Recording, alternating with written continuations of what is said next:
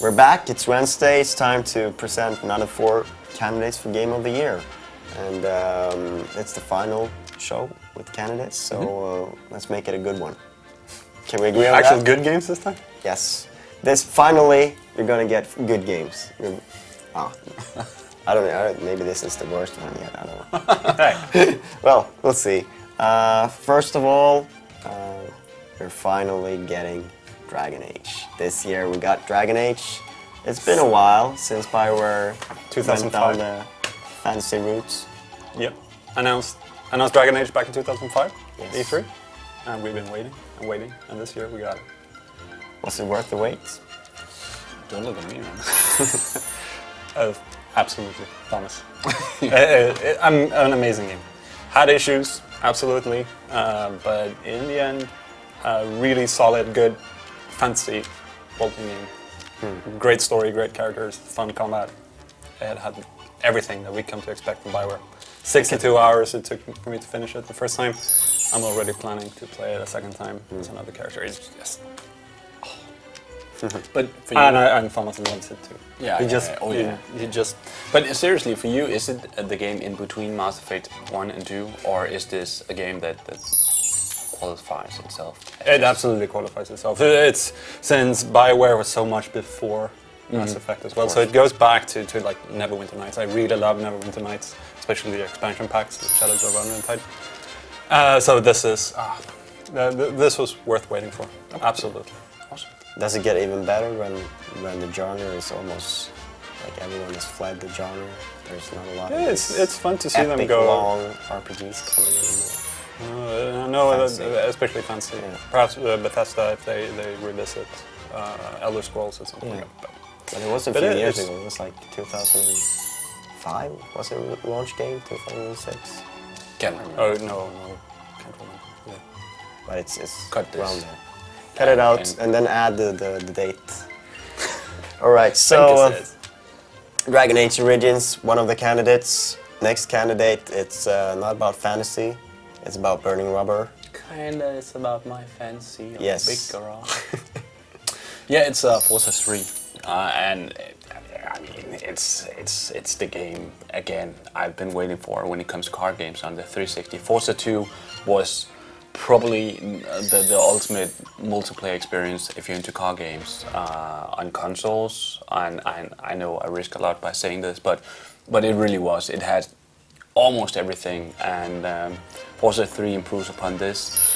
It really is a question about refinement of everything they did before, and it still lacks a certain something.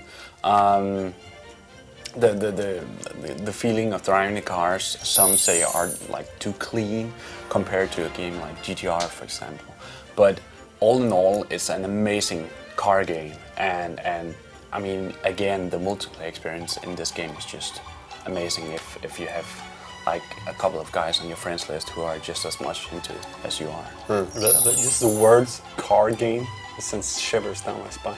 But that's Again, really what it as is. I- Just as like- I said before, you play MMOs, so But it's not just a play racing cars? game. It's a car game. It's about cars. it is. It's for every one of us who watches a show like Top Gear and dreams of one day some of one You're day gonna get in trouble again. Yeah, of one day having the money to actually buy some of these cars. This is pretty much as close as many of us, unfortunately, are gonna get to like owning your own Veyron or something. I thought all game journalists had like a garage full of cars. Yeah. It makes so Just much money. PR gifts. Oh yeah. That's just the bribes, but we Yeah. can't talk about those. No, No, of course not. The game that I'm gonna talk about, Brutal Legend. It's I've enjoyed this game a lot. Played it through to the end, and it's not a perfect game. I think Double Fine's titles haven't been perfect ever. They've only released 2.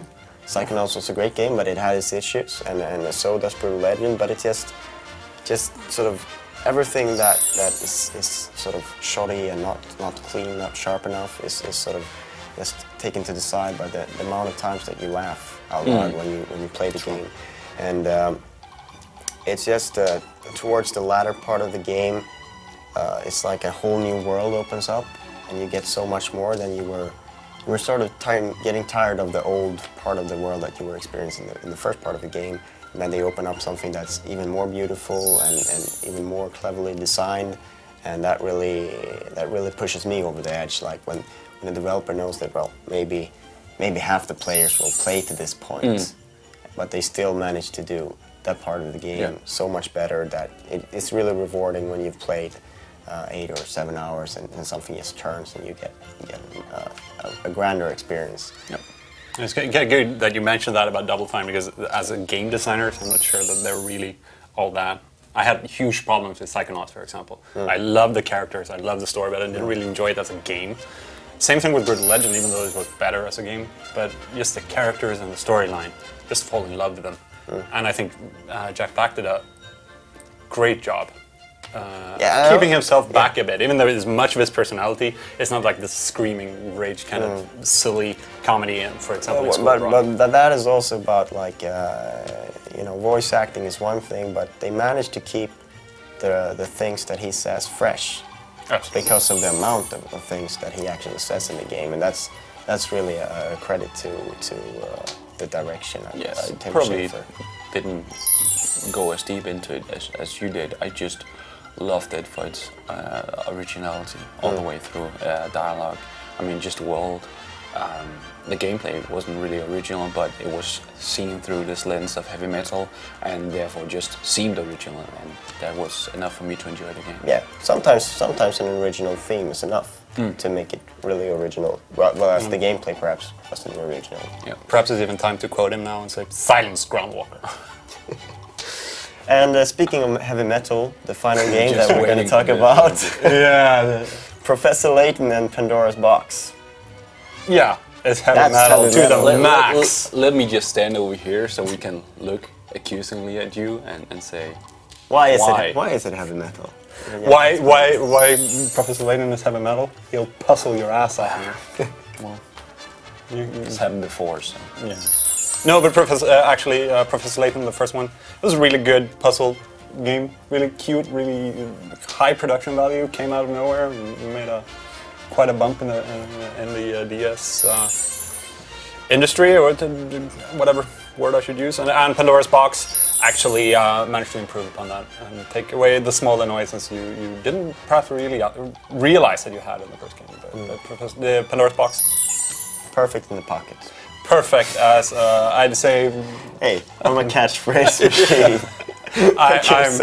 I'm actually That's it. stepping That's out the end of the frame. show. You can't end it off any better. And I'm just standing here again. Great. I'll keep you company. Yeah, well, while you're leaving. All right.